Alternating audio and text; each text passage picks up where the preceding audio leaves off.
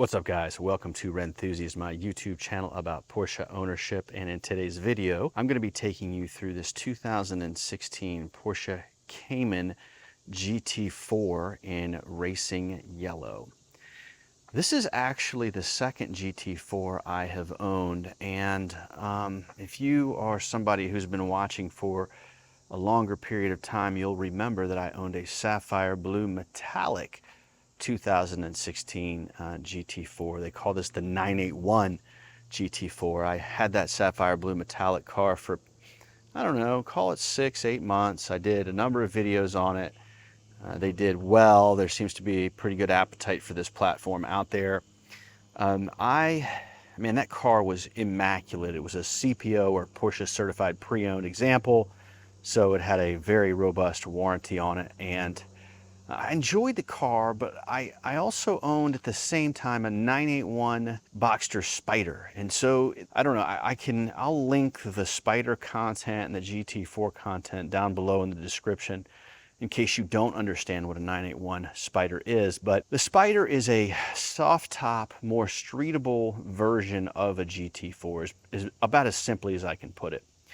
So I had the sapphire blue metallic GT4 alongside the Guards red Spider, and I really couldn't afford to have both of those cars, if I'm 100% honest with you. And furthermore, there's just a lot of redundancy between them.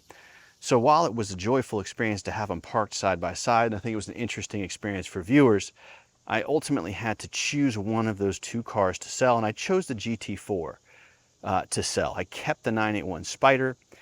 And had a blast with that car. That was the right choice for me at the time. I ended up selling the Spider maybe 8 months ago to a friend for personal reasons. It was time to part ways with the car, but I had gotten the most out of the ownership experience. I felt like, you know, when I sold it, I did not regret it. I haven't regretted it since.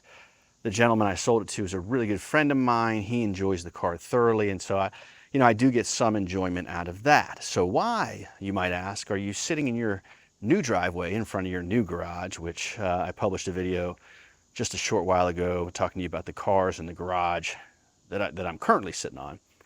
But you may ask yourself, why do you have a racing yellow GT4 when you sold your blue GT4?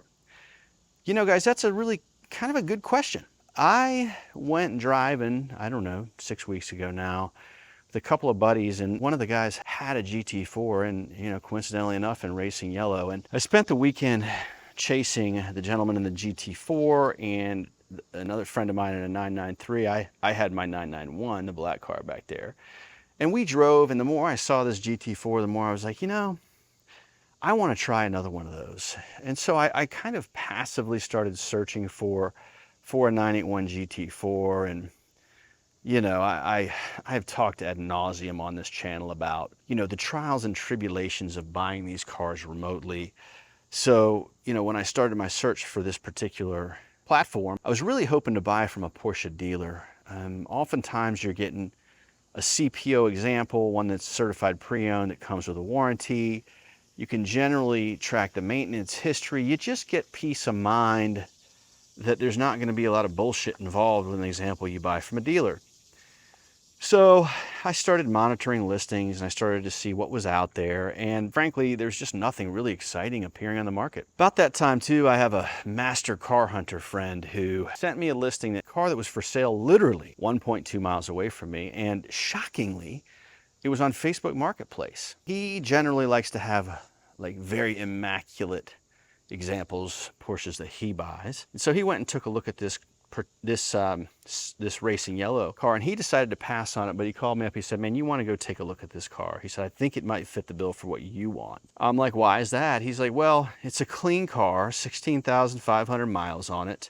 It's got a couple of negatives going on with it, but it has a warranty, a fidelity warranty on it until 2029. So I went and looked at the car, and long story short, I ended up negotiating a deal with the seller, and I bought it. And between the warranty and the fact that I could put eyes on the car and not have to deal with all the anxiety of a remote purchase, and not have to deal with paying massive taxes by buying from a dealer, and, you know, the whole shipping thing, like, I ended up buying this car. This car, when I purchased it, had some things going on with it And it still has some things going on with it that I don't like. Functionally speaking, there's absolutely nothing wrong with this car that I've been able to find thus far, right? So mechanically it's sound, it's very clean inside. Paint seems good. We're gonna find out about that here in short order, which I'll get into.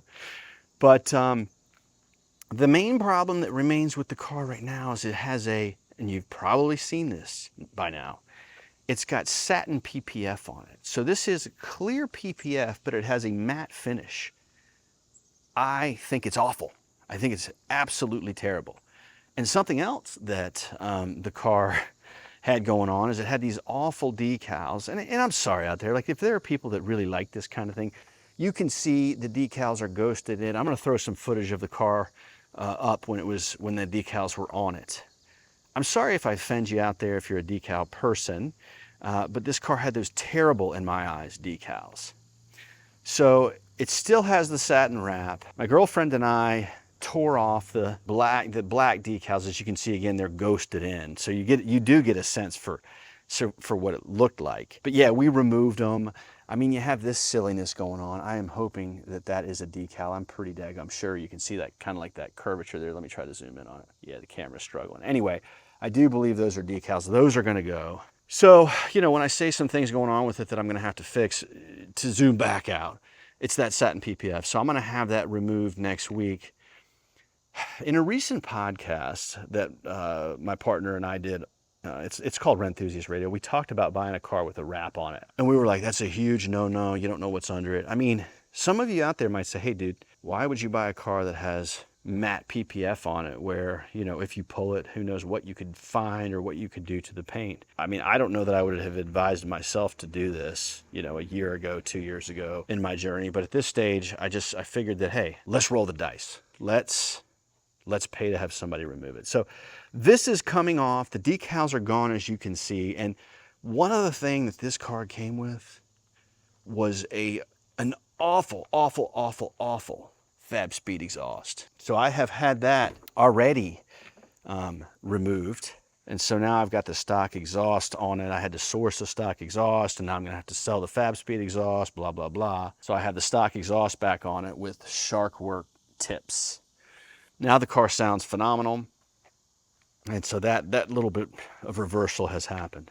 There is another unfortunate modification that's been done to the car that I'm not really crazy about. Somebody put parking sensors on it and put like a brutal front and rear camera system on it. Sorry, that yellow paint doesn't love this camera here. As you can see, it washes out, but you see the camera there. So honestly, I'm not a huge fan of that.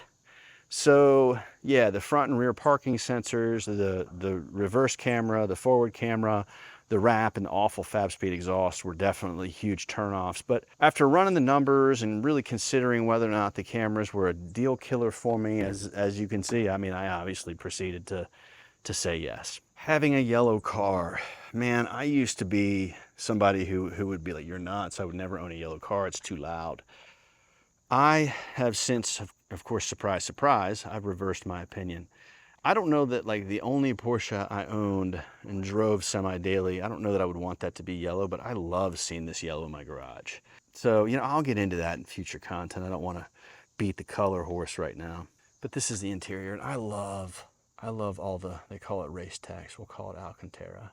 So this is really kind of more of an off-the-cuff, while I'm standing out here, I'm just going to go ahead and shoot video and introduce the car on the channel type of video. I'll be reviewing the car, I'll be taking it on some adventures, I'll be talking to you guys about the exhaust mod, and of course I'll document the PPF removal journey, and let's pray to God it doesn't pull clear, that we don't uncover some nasty surprise. So yeah, if you have any content requests on this GT4, please leave it in the comments. And that's all for now, man. See y'all later.